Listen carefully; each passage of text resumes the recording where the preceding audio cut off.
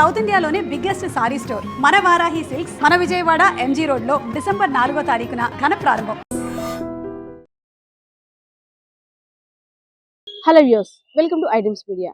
పార్వతీపురం మన్యం జిల్లా కొమరాడ మండలం పెద్ద కేర్జిన ఆశ్రమ పాఠశాలలో దారుణం చోటు చేసుకుంది. కొంతమంది విద్యార్థులు ఇద్దరి విద్యార్థులపై విచక్షణారహితంగా దాడి చేయడం వల్ల విద్యార్థులు ఇద్దరు కూడా భయభ్రాంతులకు గురై కాలినడకన దాదాపు 8 కిలోమీటర్ల దూరంలో ఉన్న బంధువుల ఇంటికి నడుచుకుంటూ వెళ్ళిపోయి అక్కడ జరిగిన సంఘటన అంతా కూడా బంధువులకు తెలిపారు. అదేవిధంగా దీనిపై తల్లిదండ్రులు కూడా ఆగ్రహం వ్యక్తం చేస్తున్నారు. అసలు ఏం జరిగిందంటే, పార్వతీపురం మన్యం జిల్లా కొమరాడ మండలం పెద్ద కేర్జిన గిరిజన ఆశ్రమ పాఠశాలలో బాలురికి సంబంధించి ఇద్దరు విద్యార్థులు ఆరెంజ్ అదే విధంగా వరుణ్ అనే విద్యార్థుల్ని కొంతమంది విద్యార్థులు 6 విద్యార్థులు 9వ తరగతి చదువుతున్నారు. మా సెల్ ఫోన్ నువ్వు దొంగలించావు, సెల్ ఫోన్ ఎలాగైనా తెచ్చి ఇవ్వంటూ ఒక ఎలక్ట్రికల్ వైర్ తో విద్యార్థులిద్దరిని కూడా విచక్షణారహితంగా అంటే దారుణంగా వీటి మీద చితక బాధేశారు. ఆ నొప్పిని తట్టుకోలేక వాళ్ళిద్దరు కూడా భయభ్రాంతులకు గురయ్యారు. మేము తీయలేదు మహాప్రభు, మాకు తెలియదు అంటూ కూడా ఆర్తనాదాలు పెడుతున్నారు. ఇంత జరుగుతున్నా సరే అక్కడ ఉపాధ్యాయులు అదే విధంగా ఆ ఆశ్రమ పాఠశాల ఉంటున్న వారెవరూ కూడా అది గమనించకపోవడం గమనార్హమే. లేదంటే ఆ కోపద్రేకంలో ఆ విద్యార్థులు ఎలా ప్రవర్తిస్తారో, ఎవరిపై ఎలా దాడి చేస్తారో కూడా తెలియని పరిస్థితి. అంత ఘర్షణ వాతావరణం జరుగుతున్నా అక్కడ ఎవరు కూడా స్పందించకపోవడం నిజంగా చాలా బాధాకరం. ఈ విషయాన్ని ఎవరికైనా ఉపాధ్యాయులకు కానీ చెప్పినట్లయితే మిమ్మల్ని కరెంట్ షాక్ పెట్టి చంపేస్తామంటూ ఆ తోటి విద్యార్థులు కూడా అంత భయభ్రాంతులకు గురి చేశారు.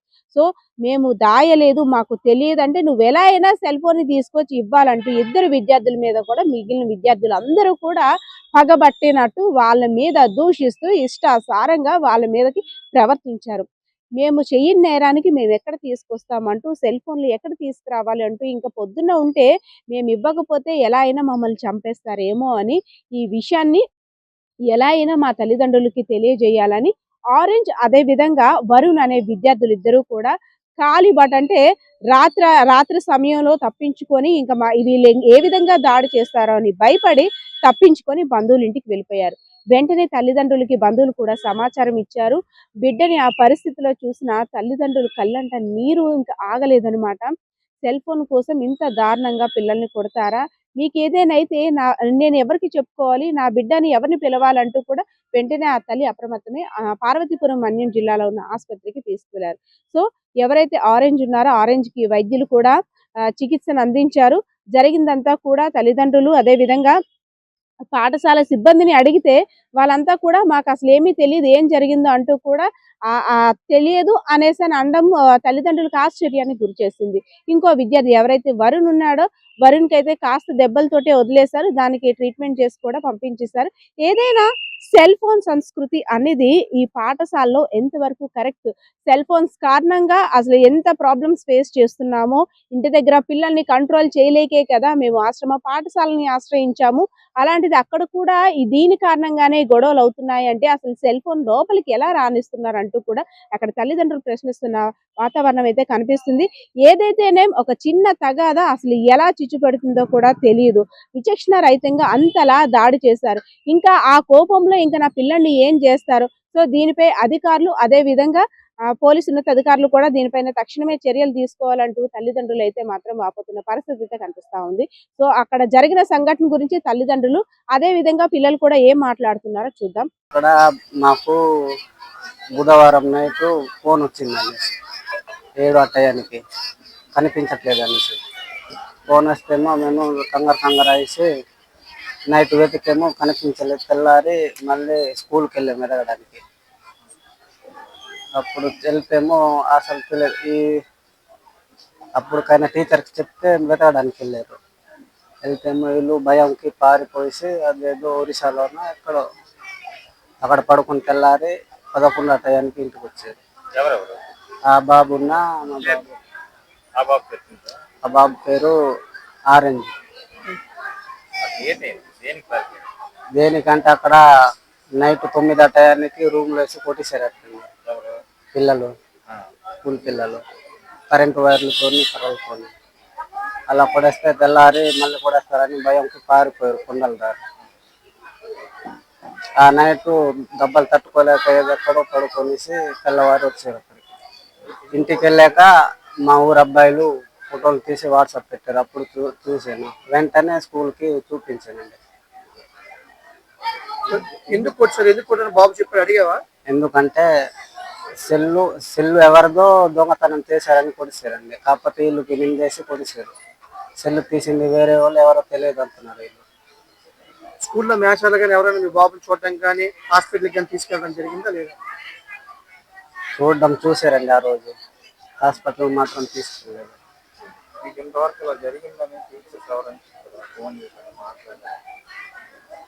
ఫోన్ అయితే నేను చేశానండి.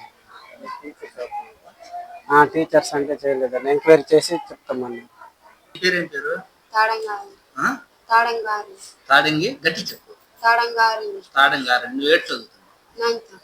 ఏ స్కూల్? ఏటైంది మంగళవారం రాత్రి? సెల్ దొంగ తీసాడని కొట్టాడు. ఎవరు సెల్ ఆడింటి పేరు? పండుగ చిరంజీవి. ఆడే క్లాస్ చదువుతున్నాడు? 10th class. ఇప్పుడు నుంచి చెప్పు, ఆడ సెల్ దొంగతనం చేసావని. నేను సెల్ ఆడికి దొంగతనం చేయలేదు, వీడు దొంగ తీసాడని నాకు కూడా అన్నాడు. ఆ తర్వాత ఇంటికి దొంగ ఎవరెవరు కొట్టారు? ఇది చందు. ఏ క్లాస్? చందు 9th. ఇంకొకడు కిరణ్ ఆడే క్లాస్ 10th. ఇంకొకడు శివాజీ ఆడే క్లాస్ 9th. మహేష్ ఆడే క్లాస్ 8th. దేంతో కొట్టారు? వైర్తో. ఏ వైరు? ఎలాంటి వైరు? ఇలాంటి వైర్. దానికి ఎంత సుగలు కట్టేట్టు ఉన్నాయో మామూలు వైర్? ఇల్లు లోపల ఇన్ను ఉంది. అప్పుడు మీరు ఏడ్ చేశారు? రాత్రి అంతా ఎక్కడ ఉన్నారు? ఆ రాత్రి అక్కడే ఉన్నాము. ఆ తర్వాత తెల్లారు అయింది, వెళ్ళిపోయింది. తెల్లవారు ఎలాగెళ్ళారు మీరు? తెల్లవారు మీ ఇద్దరు, నువ్వు వరుణ్ నీతో వచ్చాడా? వరుణ్ నువ్వు ఎలాగెళ్ళారు? కొమరాడు నుంచి, పెద్దతీర్థుల నుంచి? మేము అక్కడ రన్నింగ్ చేసినప్పుడు పంపారు. సెల్లితే పొండ్రా మేమైతే తీయలేదని మేము అయినా సరే పంపారు. తెచ్చిపోతే కూడా అతను వచ్చారనుకో ఇక్కడ బెదిరించారు. ఆ తర్వాత సార్ చెప్పాలన్నా సార్లు ఎవరు లేరు? లేరు. సార్ చెప్తామని సార్కి కరెంట్ చాక్ ఇచ్చి చంపేస్తామన్నారా? మరి గ్రౌండ్ నుంచి మీరు ఎలాగెళ్ళారు కొమరాడ? భయానికి అలా చిన్న కేబుల్ నుంచి వెళ్ళిపోను.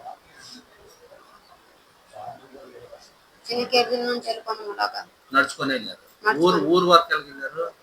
అలాగే నడుచుకొని వెళ్ళిపోయారు. వాన వరకు నడుచుకుని వెళ్ళావా? ఆడు కూడేసి నడిచి వెళ్ళిపోయా? కూనేరు వరకు నడిచి వెళ్ళారు అందులో? మేము ఈ సంకేష్ నుంచి వెళ్ళాము. నిజంగా ప్రస్తుతం ఉన్నటువంటి సమాజం దేనికి ప్రయారిటీ ఇస్తుంది? ఆర్థిక సంబంధాల చుట్టూ మాత్రమే తిరుగుతుంది. మళ్ళీ ఎన్నికలంగానే చాలా విరక్తి కలుగుతాను.